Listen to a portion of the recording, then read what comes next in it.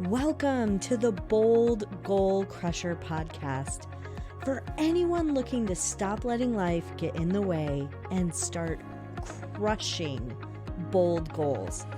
I'm your host, Sara Mayer, and I'm thrilled to navigate this journey with you because it's time to start boldly achieving without working double time. So let's dive in. Hello, Bold Goal Crushers. Today is a book club episode, and I'm very excited about this book, Your Best Year, a 5-step plan for achieving your most important goals. This is by Michael Hyatt, and like always, I have tons of tabs. This book took me a little longer to get through, in full disclosure, because there are a lot of points in this book where you can stop and do the work, and I encourage you to do that. So just like always, if you haven't jumped in to the book yet, I'm going to give you an overview. So spoiler alert, don't listen if you are still reading or want to read later. So I want to read the jacket of this because it does really paint the picture for this book, which I loved, by the way. This year is the year you finally close the gap between reality and your dreams. We all want to live a life that matters. We all want to reach our full potential. But all too often, we find ourselves overwhelmed by the day-to-day. Our biggest goals get pushed back to the burner, and then, more often than not, they get abandoned and forgotten. It doesn't have to be this way. In this new, fully revised and updated edition, Your Best Year Ever, Michael Hyatt shares a powerful, proven, research-driven system for setting and achieving your goals. You'll learn how to design your best year ever by discovering what's holding you back, how to overcome your past setbacks, the 7 attributes of effective goals, how to quit-proof your goals, the role of habits in personal achievement, what to do when you feel stuck, and much more. If you're tired of not seeing progress in your personal, intellectual, business, relational, or financial goals, it's time to have your best year ever. This book truly is a roadmap for goal setting, and it aligns with a lot of the things that we talk about on this show. Michael does a great job of putting together a framework and how you might use this framework to set and crush your goals. And so I have a lot to cover. So I'm going to jump in and I'm going to tell you that there are so many gold nuggets in here. Again, if you're watching on YouTube, you can see all these little tabs. And if you're not watching on YouTube, you certainly should subscribe to YouTube. Definitely would like to see you. You can see my office where I work and all that fun stuff. So check us out on YouTube if you just like bringing me along on your podcast journey. Of course, I love my audio listeners as well. Just making sure you knew there was an option out there. So one of the things that he truly encourages right at the beginning is to really think about these pages are flipping, to really think about what your goals are. And many times he does talk about how goals and dreams are as diverse as people. So it doesn't matter what your goal is. It really matters that you are moving forward with it and achieving it. And then it's worth pursuing. So one of the ways that he talks about goal setting that doesn't work is that many times we come up with these goals and we just don't have a plan. And so he has 5 key assumptions.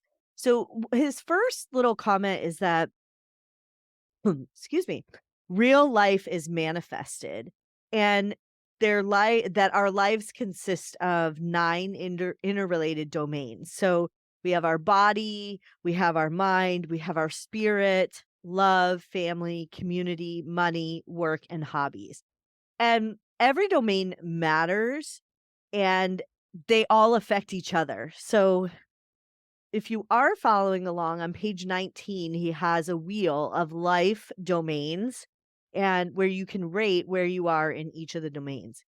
He also talks about in this 5 key assumptions, the second assumption is every domain matters. And the third is progress starts only when we get clear on where you are right now. So you have to start with where you are now before you can move forward for progress. And then there's also an assumption that you can improve any of the domains, as well as a fifth and final assumption that confidence, happiness, and life satisfaction are byproducts of personal growth, which we're all about personal growth here. So then he outlines really the path. You have to figure out where you're at before you can start to achieve your goals. And you need to get closure on the past. So that is one of the things that many times we don't learn or get closure from the past and we're still stuck there. And then there's a framework for that, for how to set goals that works, which we'll cover. And then he talks about your why are you trying to achieve these goals? And finally, he really does pull it all together to give you the three best tactics to achieve your goals. All right, so let's jump in. So the first thing is to really think about your beliefs. And that's almost a self-fulfilling prophecy. If you think you're not going to do it, then you're probably not going to do it. So there's this difference between fixed mindset and growth mindset. And he talks about how in golf that some people make impossible shots, and the difference between making it and not making it truly is the belief inside of the golfer that they can pull it off. So it's really important to truly know what your beliefs are.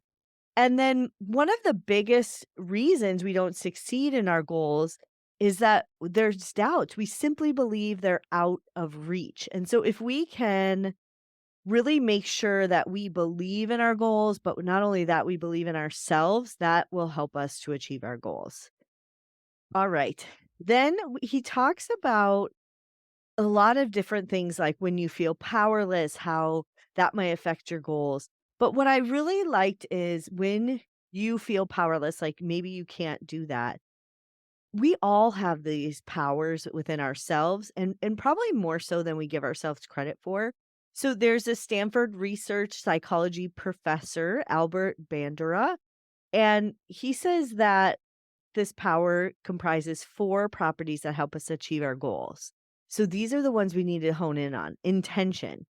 If we can imagine a better reality than the one we're currently experiencing, we can work with others to achieve it. Forethought. By visualizing the future, we can govern our behavior in the present and give purpose and meaning to our actions. Action. We have the ability to act on our plans, to stay motivated, and to respond to in the moment to remain on course and self-reflection. We not only act, we know we act. That means we can evaluate how we're doing, make adjustments, and even revise plans. Many people will say they can't achieve their goals because of resources, and resources, as he says in the book, resources are never the main challenge in achieving your dream. In fact, if you already have everything you need to achieve, your goal is probably too small. That's powerful. So there's a way to revise your beliefs. If you don't believe you can achieve the goal, if you don't believe you have the resources, you don't believe you have the time, you don't believe you have the talent, all those things. First, you need to identify the limiting belief. Second, you need to interrogate the limiting belief. Third, you need to imagine a liberating truth. And fourth, you need to implement with a new strategy. So remember, we need to look backwards in order to achieve our goals forwards. And you need to do the work of what limiting beliefs may be coming up now that are actually from past experience. So I don't have enough experience. I don't have the right experience. I can't write. I always quit. I'm not creative. I always fail eventually. I'm not good with money. I'm not disciplined. I'm terrible with technology. Those are all limiting beliefs, but the clues are in the past. So, if we're honest, everybody thinks those at some point for various different things. But in order to move forward, we need to address that past. So, he gives us an exercise to find our limiting beliefs. So, the first one is in those life domain categories. I'll use an example of body. Limiting belief is I don't have stamina to play tennis. A liberating truth is I can up my stamina through high cardio workouts to play tennis. Another one might be community. I can't help that the green spaces in the city are disappearing. A liberating truth. I can plant and maintain a community garden for all to enjoy. So it's really about identifying those limiting beliefs and turning those into upgrading those beliefs so that we can then achieve our goals.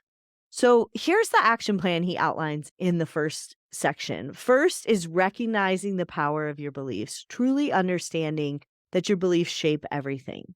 The second one is confronting your limiting beliefs. So confronting those things. And then the fourth one is your upgrading your beliefs. Sorry, I have a hair.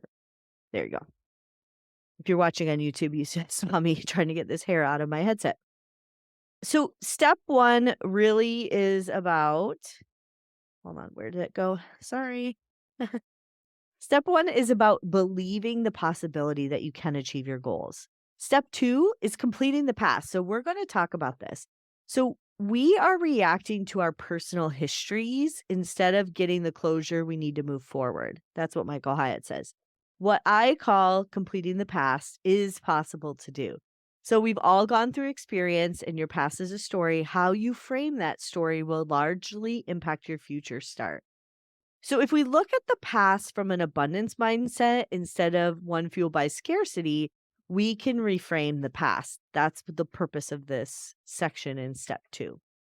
So backward thinking, so reasoning flows not only forward, but also backward, according to Dale Miller, from experiences to what reminds us of our makes us think about. So the power of backward thinking, we can't complete the past until we acknowledge what we've already experienced. So backward thinking is all about learning, awareness, and analysis, and forward thinking is about action, possibility, and progress. So good. And he brings up this concept of after action review. It's a it's an activity that the military has used for years, that they review everything that happens. And so stage 1, they talk about what you wanted to happen. What do you want to happen with this activity, task, whatever you're working on? And then what did you want to happen? So you want to outline that. How did you see it going? What were the things, the plans that you had? And don't focus on the what didn't work. It's easy to do that at this point, but it's about really thinking about what you wanted to happen. And then stage 2 is acknowledging what actually happened. So what really happened? What disappointments or regrets did you experience? What outcomes that were unexpected? What things really worked well? And it's okay to jot down your disappointments, but I challenge you to really think about the positives because it's easier to come up with the negatives. All right. And then another question you could ask yourself in this section is, what did I feel I should have been acknowledged for but wasn't? That's powerful. What did I accomplish this past year I was most proud of? And that is all about step 2. Step 3 is learning from the experience. And you want to ask yourself, what were the major life lessons I learned? So, what you went through, what did you learn? Pulling out those learning lessons is so critical so that you are able to truly learn from your past.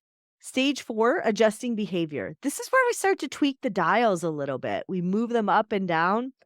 And if something in your beliefs and behaviors contributed to the gap between what you wanted to happen and what actually happened, something has to change, honestly. And if it doesn't, that gap will only widen. So it's truly about going forward. What are you going to do differently so that you can have a different result from your action? That activity is called the after action review. All right. Then he talks a ton about regrets, which is very interesting.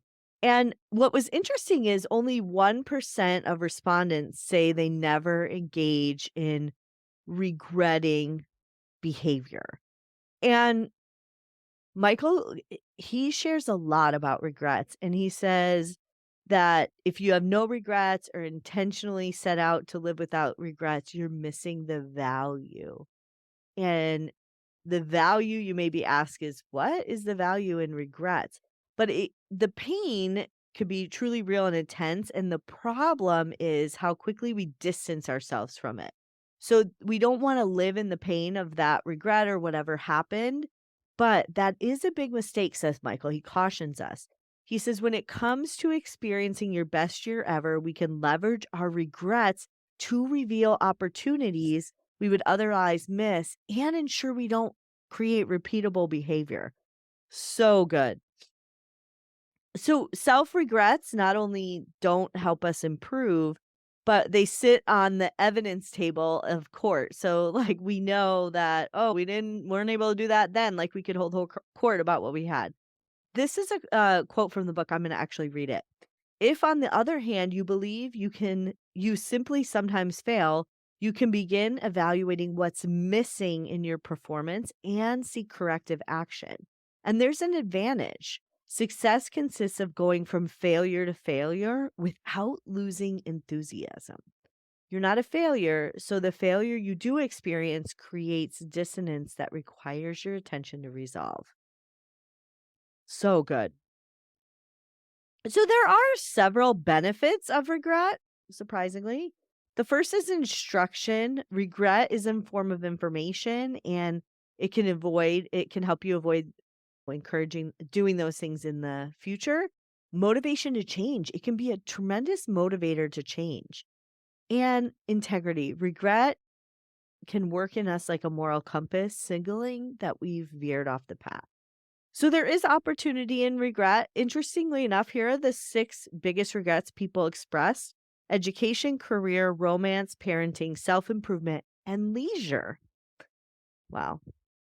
Okay, so researchers did find that one of the biggest feelings of dissatisfaction and disappointment are strongest where the chances for corrective action are clearest. So regrets, in other words, don't just flow backward like a sewer pipe, a blocked up sewer pipe. They also point forward to new and hopeful possibilities. And so that's the opportunity principle. It's where you do have the opportunity to create that behavior and that future for yourself by really addressing these regrets. So he gives us an action plan for how to do step 2, which step 2 is dealing with the past. Where did that go? The action plan. Yeah, completing the past. So the first one is conduct an after action review, find the opportunity hidden in regret, and then trying gratitude exercises. So that's a great way of dealing with your past. Then and only then can you move on to step 3, which is designing your future. So step 3, I really like this story, how he paints a really great picture about in Asheville, North Carolina, there's a place that was built by George Washington Vanderbilt. It's called the Biltmore. It's 180,000 square feet. And he tells a story about how it was very meticulously planned. And it's one of the places that people line up to visit all year. And then he tells the opposite story about Sarah Winchester, who bought an 8-room farmhouse in 1884. And now she built upon it and she did all these things. And it was not well planned out. And it's very chaotic in the structure. And people line up to view this house too. And the main difference between the 2 houses is George Vanderbilt started with a very clear vision. Sarah didn't, or if she did, she got lost along the way. And we know that happens to a lot of us. And so daily life consists in arranging countless variables. So you have your personal hopes and dreams, family responsibilities, financial circumstances, professional demands, and more. And often we're building something, but we often stand back and look at it and we're not really sure what. So we're doing all the things, but without that clear vision, we won't get the same results. Planning for your goals is important, and there are 7 check boxes to great goals, according to Michael Hyatt. First, you need to be clear on what you want. So this is imagine setting out on a trip with no clear destination. I'm going on a trip, I don't know where I'm going, unless that's truly what you want to do. Second, he talks a lot about writing your goals down. And I know many people have so many goals and dreams in their head and they don't take the time to write them down. I encourage you to do that. I have a goal tracker that you can purchase on my Amazon store. We'll link that in the show notes. And it's a great way to keep track of your goals.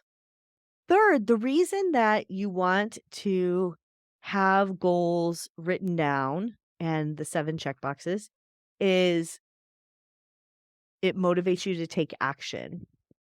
And then fourth, it filters out other opportunities. Definitely make sure that you're staying focused on the right things.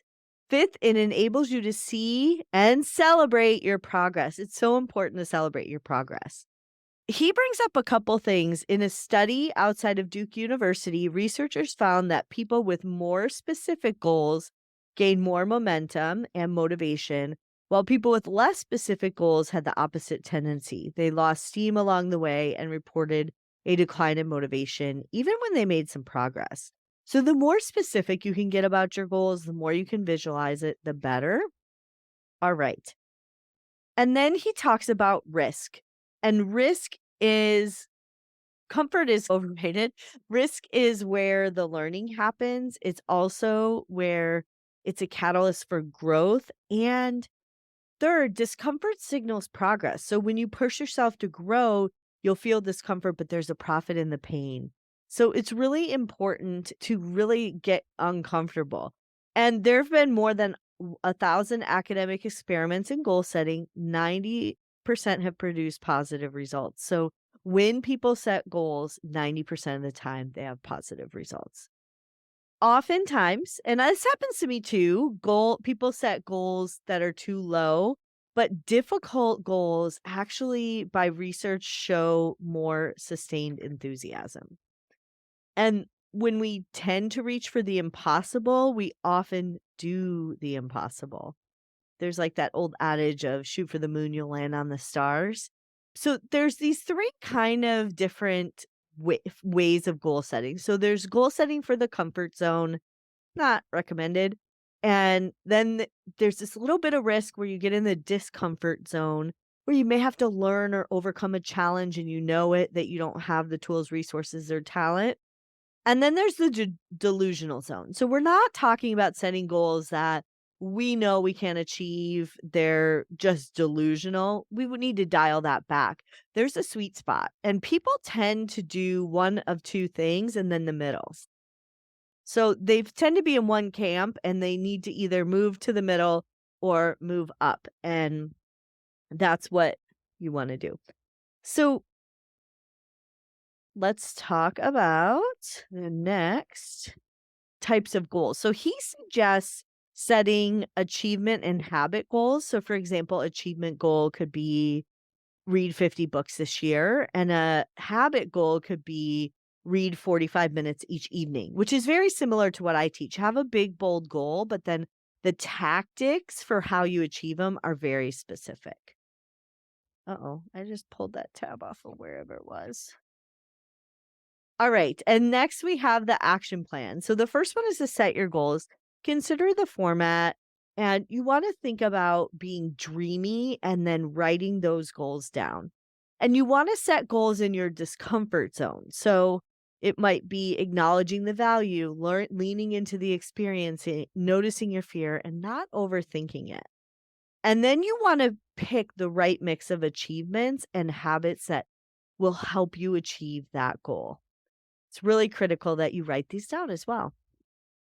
Step 4 is finding your why. And this is something that I think many people miss on setting goals. So he talks about a book, A Million Miles, where Donald Miller talks about crossing a stretch of river, not just leaving the shore and arriving on the other side, but the hard work in the middle. And it's a metaphor for anything we undertake. So anything we do that's worth doing truly does have a messy middle. And why you need to know your why is because when you're about to quit, it's a great way to go back. So he says there's 5 elements to combat the urge to quit. The first one is perspective, really knowing the perspective of where you want to be, you can't blank on that. Like, you need to know. The second one is a new frame. So this is where you're using a process where you reframe your frustration so that you can do better. Your third is self-compassion, and that's really letting go of perfectionism, not judging ourselves and moving forward. The fourth is a sense of urgency. We all know if you can create a sense of urgency, you will get it done. And the fifth element is your why you are doing it. And I would argue that your why is probably one of the most compelling motivations because that's what you can go back to when you are about to quit or you're feeling you want to quit. So, what he does is he creates a list of things like if I'm writing a book, why do I want to write a book? And writing those down. So when he's about to quit, he can go back and look at those. And I think it's really important to think about your motivation, but also be realistic about the commitment. So many people will track habits, and I have a habit tracker as well. I'll link that in the show notes. It's in my Amazon store. And there were always these comments about how many days or months it takes to achieve a habit. And actually, it has been researched now, and Michael shares this in the book from the University College London, and they tracked people attempting to form different types of habits. Instead of 3 to 4 weeks, they found it took an average of 66 days for new habits to become automatic, more than 3 times the duration that people originally thought. And some activities, it might be up to 250 days that they found. And that's because the goals are more complex or what you're trying to overcome in order to keep that habit is a little more robust. So he brings up the idea of tracking habits and how it's like a chain and your goal really is just keeping that chain together. So I did this on Monday, Tuesday, Wednesday, and I mark it off and all that stuff. But what I would argue is there's more value in what you do after the day you quit. And I read that in some book, and I cannot remember what book that is that it's about the rebounding. It's easier to keep the streak. It's really difficult when you miss a day to come back the day after. And that's where the magic happens. He does talk about sharing your goals. Should you share your goals? And we have probably heard that some people like to share their goals with everybody and not everybody, and other people don't like to share with everybody. And so there is an interesting idea, a TED Talk from Derek Shivers, founder of CD Baby. And he says the repeated psychology tests have proven that telling someone your goal makes it less likely to happen. Why? Because your brain experiences the same sensation as if you already accomplished it. So it works against you. And Michael says, I knew that couldn't be the whole story. So what he talks about is sharing your goal with select groups so that you truly can build the community to achieve your goal. So your action plan for this section is to connect with your why, master your motivation, and build your team of community that can help you in achieving your goals. And then step 5, the easiest thing, we're here. So easy. Make it happen. Easier said than done. So Michael talks a lot about the art of the start. And he says that people spend a lot of time in the detailed planning stage. And he's quoted as saying, if you're building a nuclear submarine. And for most people, the goals we set don't need that detailed plan. And it's really just a way to procrastinate. He likes to do the easiest tasks first. So when writing a book, Michael writes the table of contents first because he says that gets you into motion and allows you to be more like a springboard. And also, it does cause you to then have the emotion to get a couple quick wins, to be excited, and it creates momentum. So you're able to keep moving forward. And we talk about that a lot on this podcast. All right. And then finally, where did that go? Sorry. The Make It Happen action plan is really about breaking down the goals so they're manageable, scheduling regular goal reviews, and using activation triggers. So this could be like a leverage that you can use when it gets hard. Like for him, it's going back to his why. It could be, okay, I'm going to take a break, I'm going to take a walk, things like that. And then finally, Michael concludes with the law of diminishing intent. So he says that Jim Rohn noted that our intention tends to diminish the longer we wait to take action. So it's all about getting into action. I just love this book. He has some great worksheets. I don't know if you can see that on Zoom in the back of the book with how to actually plan out your goals.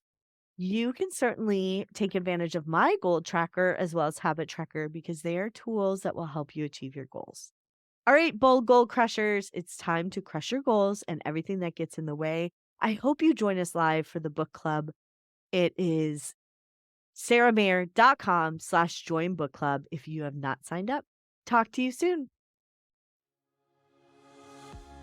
Thank you for tuning in to the Bold Goal Crusher podcast, where we crush goals and everything that gets in the way.